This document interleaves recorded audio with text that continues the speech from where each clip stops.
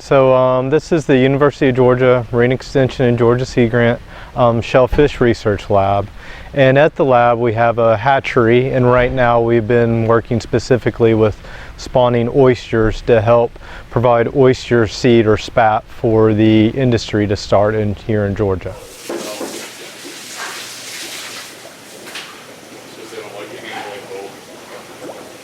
So we had done a successful spawn. Our larvae had been growing well. They were about a week old, and we do our water changes every other day, and we came in and did our routine water change and feeding.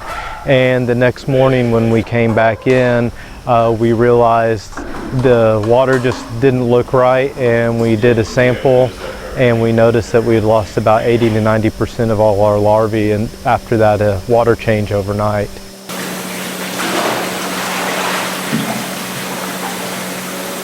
Yeah, so we knew the larvae had been healthy up until we did a water change, so we knew something that happened come in on that water change. We didn't know if it was something in our system from the inside or something that came in from the Skidaway River when we brought that water in. In the summer of 2017, we were conducting experiments off the dock here at Skidaway. It's sort of one of the chapters of my graduate student's dissertation.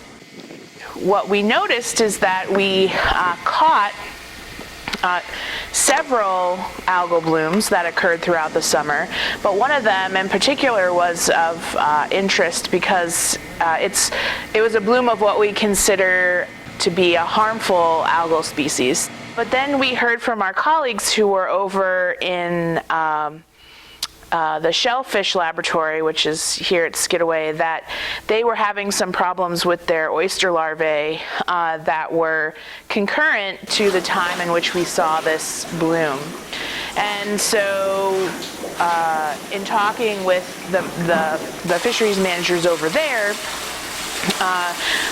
I became interested. Was this just a one-time occurrence, right? Is this just a coincidence? We had this bloom and then they had some die-off in their oyster larvae, or is this something that, you know, is happening over and over again?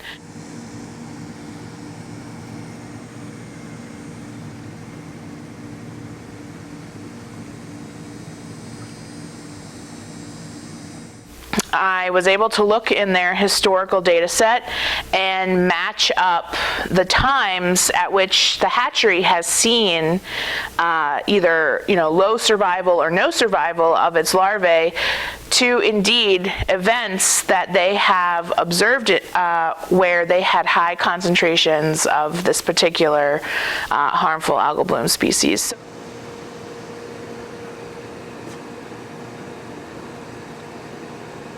Right now it's really, luckily with having Liz working with us and students doing samples out on the Skidaway, that if they see those elevated levels, we can be a little bit careful of how we do our water changes and try to mitigate how we bring in our water. You know, I think it's important that we, you know, try to follow up on it and try to study these sort of interactions, because we don't have any data of algal blooms in Georgia, and it would be nice to have some baseline knowledge of things that are happening here, maybe before it gets to be a problem. That's sort of always the ultimate goal of a scientist, to understand the system before we need to understand it, and it's rare that we get a chance to do that.